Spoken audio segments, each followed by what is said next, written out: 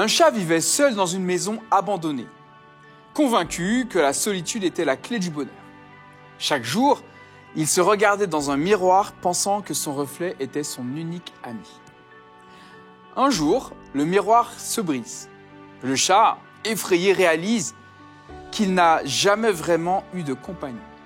Il comprend alors que la solitude n'est qu'une illusion et décide de chercher de vrais amis. La solitude n'est pas une solution. Elle nous prive des joies de la compagnie et des relations véritables. Je ne t'apprends probablement rien ici. Mais comment faire quand la solitude s'impose à nous ?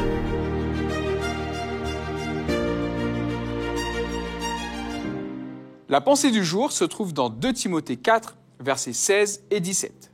La première fois que j'ai eu à présenter ma défense au tribunal, personne n'est venu m'assister, tous m'ont abandonné. Qu'il ne leur en soit pas tenu rigueur. C'est le Seigneur qui m'a assisté et m'a donné la force d'annoncer pleinement le message pour qu'il soit entendu par tous les non-juifs. Et j'ai été délivré de la gueule du lion. Salut, c'est Stéphane et j'espère que tu vas bien grâce à Dieu. L'apôtre Paul, champion de l'évangile et implanteur de dizaines d'églises qui se retrouvent seul, abandonné de tous, je t'explique. Nous sommes à la fin du ministère de l'apôtre Paul. Il a eu le privilège unique dans toute l'histoire de l'humanité d'avoir été la personne par laquelle le Seigneur a introduit l'évangile à des centaines de femmes et d'hommes en Palestine, en Turquie, en Grèce et même en Italie. Son amour pour Jésus, sa détermination à rencontrer des personnes pour leur annoncer l'évangile et sa lutte constante contre les ennemis du Seigneur ont empreint son ministère de 35 ans. Désormais, âgé d'environ 65 ans, tu pourrais te dire que c'est le moment pour l'apôtre Paul de profiter d'une heureuse retraite bien méritée sur les rives de la Méditerranée, entouré des frères et sœurs des différentes communautés que le Seigneur a fait naître par son biais.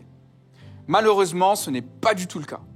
Paul se retrouve seul, emprisonné dans une horrible cellule et traité comme un criminel.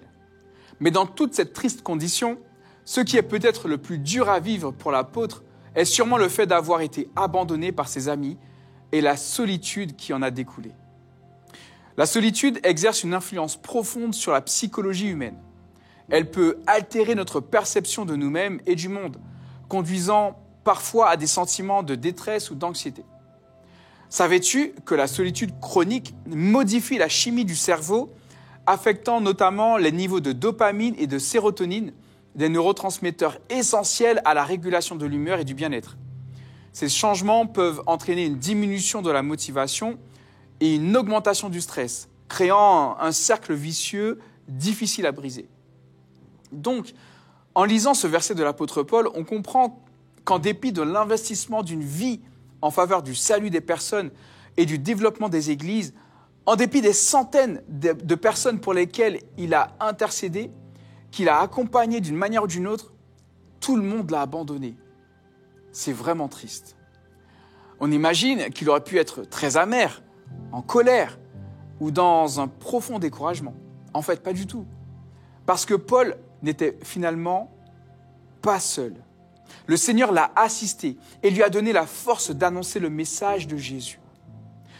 Aujourd'hui, peut-être que tu te sens seul ou abandonné. Peut-être que l'ingratitude des gens obsède tes pensées et t'empêche de te projeter vers l'avenir.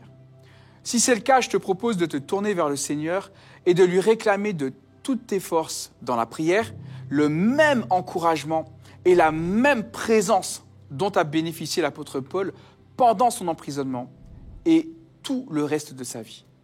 Puisses-tu faire une merveilleuse expérience avec Jésus et que Dieu te bénisse abondamment.